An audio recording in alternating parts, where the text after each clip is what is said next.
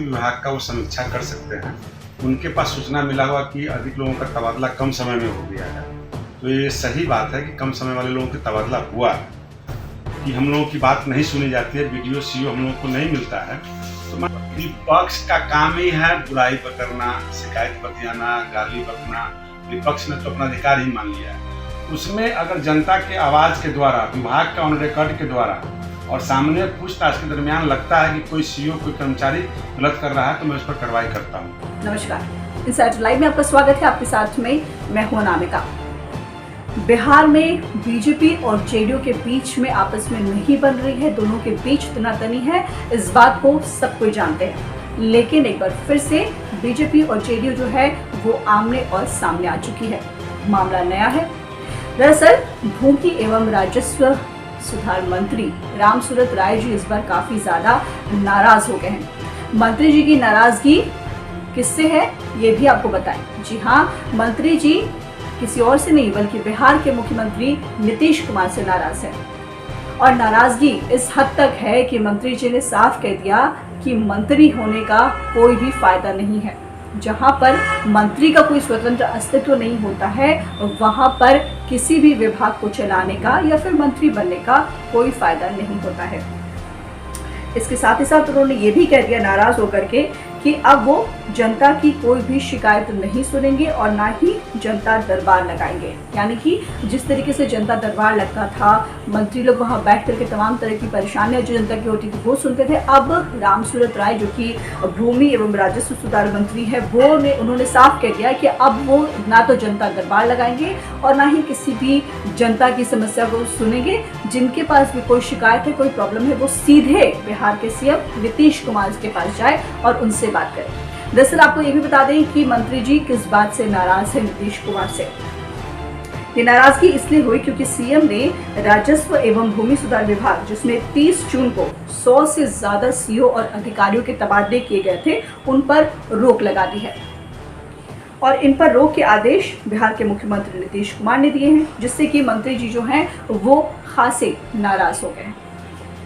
आपको बता दें कि इस तबादले में कई तरह की गड़बड़ी सामने आई थी, जिसके बाद सीएम ने ये आदेश दिए। तो अब आपको सुनाते हैं कि मंत्री जी क्या कुछ कह रहे हैं, नाराज होकर के तमाम बातें जो हैं वो किस तरीके से कह रहे हैं और क्या मांग कर रहे हैं, ये भी सुनिए। जी बताइए, आज जो अभी जो प्रकरण हुआ है नीतीश कुमार के द्वारा ट्रांसफर, नहीं, इसको प्रकरण नहीं कहा जाए, ये माननीय मुख्यमंत्री जी का विशेषाधिकार है। किसी भी विभाग का वो समीक्षा कर सकते हैं। उनके पास सूचना मिला हुआ कि अधिक लोगों का तबादला कम समय में हो गया है, तो ये सही बात है कि कम समय वाले लोगों का तबादला हुआ है। तबादला का कारण होता है कि हमारे जिले के सभी डीएम किसी सीओ के खिलाफ में प्रपत्र गठित करके भेजते हैं, तो ऐसे सीओ का भी तबादला होता है। अभ्यावेतन जो लोग बीमार रहते हैं या पति पत्नी जिनका कॉम्बिनेशन है, कुछ जगह जाना है, वैसे लोगों का भी होता है। और कुछ राजनीतिक दल के हम लोग कार्यकर्ता हैं, राजनीतिक जीवन में हैं, तो सब लोग विधायकों की बात सुनते हैं, पैरवी सुनते हैं। वैसे हमारे एनडीए के तमाम लगभग 70 से 75 विधायकों का बात अनुशंसा था, जिसमें विचार करके योग्य जो होने लायक मुझको जो समझ में आया मैंने किया। क्योंकि माननीय मुख्यमंत्री जी एनडीए की बैठक में पूर्व आज से 10 महीना पहले लोगों ने समस्या उठाया था कि हम लोगों की बात नहीं सुनी जाती है, वीडियो सीओ हम लोगों को नहीं मिलता है। तो माननीय मुख्यमंत्री जी ने इशारा भी हम लोगों को किया था कि विधायक के कहने पर ये उनकी जहाँ तक जनून बातें हैं समझ लेना है, सुन लेना है। तो अगर माननीय मुख्यमंत्री जी को लगता है कि नहीं विधायक का अनुशंसा गलत है, तो वो गलत ट्रांसफर है, अगर सही है तो सही ट्रांसफर है। तो समीक्षा की बात है, उन्होंने रोका है। समीक्षा के उपरांत सब दूध का दूध पानी का पानी हो जाएगा। इसमें कोई परेशानी की बात नहीं है, कोई गड़बड़ की बात नहीं है। विभाग है, विभाग में परेशानी होते रहता है।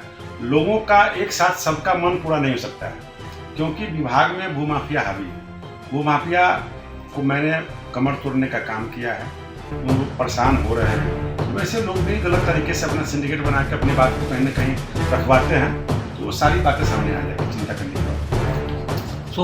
विपक्ष का काम ही है बुराई पकड़ना, शिकायत बतियाना, गाली बकना। विपक्ष ने तो अपना अधिकार ही मान लिया है, इसीलिए विपक्ष की बातों में मुझे कुछ नहीं कहना है। विपक्ष अपना काम करे, सरकार अपना काम करती है। सरकार में हम हैं, सरकार के अंग हैं। सरकार की जो व्यवस्था कानून है उसको पालन और धर्म पालन करना मेरा धर्म है। सर, आपके द्वारा जो जनता दरबार मेरे मन में भावना ठेस पहुंचा है। कि मैं जनता के बीच में रहता हूँ। मैं कोई पौधी में बंद नहीं रहता, बंद कमरे में बंद नहीं रहता। मैं महीना को सही माने बता दूँ, 30 दिन में मैं 15 से 20 दिन जनता के बीच में जनता दरबार लगाता हूँ। चाहे वो मेरा प्रखंड लेवल का जनता दरबार हो, चाहे जिला लेवल का हो, आवास का हो, पटना पार्टी कार्यालय का हो, मेरे विभाग का हो। और जिस जिले में मैं जाता हूं तो मैं सोशल मीडिया पे सभी विधायकों को मैसेज देता हूं, कार्यकर्ताओं को मैसेज देता हूं कि अगर कोई समस्या है तो लेकर कितना बजे आप आइए। उसके बाद मैं विभाग का रिव्यू करता हूं। उसमें अगर जनता के आवाज़ के द्वारा, विभाग के ऑन रिकॉर्ड के द्वारा और सामने पूछताछ के दरमियान लगता है कि कोई सीईओ, कोई कर्मचारी गलत कर रहा है तो मैं उस पर कार्रवाई करता हूँ और उसको धमकी भरे शब्दों में कहता हूँ कि आप 2 महीना में नहीं सुधरोगे तो समय पर तुमको ट्रांसफ़र भी कर देंगे। तो कहीं वैसे ही लोगों को भी ट्रांसफ़र होता है, कहीं ऐसे परेशानियाँ होती है जहाँ पर लगता है कि मैं साल भर से जनता दरबार में पैरवी करता हूँ, फोन जाता है, उसका कंप्लायंस नहीं होता है। मैं मंत्री होने के नाते मेरे मन में भाव भी आता है कि लड़का काम नहीं कर रहा है, उसको ट्रांसफ़र होना चाहिए, उसको पनिशमेंट मिलना चाहिए। ये विभाग के मंत्री होने के नाते मेरा अधिकार है। तो निश्चित रूप से कहीं ना कहीं ठेस तो पहुँचता है, लेकिन जब हमारे आला अधिकारी का ये आदेश है, मेरा धर्म पालन करना मेरा धर्म है। लेकिन इस तरह से अगर बातें होती हैं तो जनता के बीच में जाने से कोई फायदा नहीं। मैं अपना काम करूंगा, विभाग का काम करूंगा, जनता अपना सोचे, अपना समझे। मैं विभाग को सही तरह से चला रहा हूँ, चलाते रहूँगा, जनता दरबार नहीं लगाऊंगा। वो कंटिन्यूअस प्रोसेस है, ऐसे में अचानक से मुख्यमंत्री के द्वारा ये रोक लगाई जाना, अब इसको किसने दी? कंटिन्यूअस नहीं, हम लोगों को अधिकार दिया गया माननीय सभी जून के महीने में वे अपने विवेक से लोगों का ट्रांसफर करेंगे और जून के बाद जब भी ट्रांसफर होता है माननीय मुख्यमंत्री जी का होता है। किसी लोगों ने शिकायत किया होगा, कोई समस्या सामने आया होगा तो माननीय मुख्यमंत्री जी चीफ सेक्रेटरी के द्वारा मेरे विभाग के एसएस को कहा गया।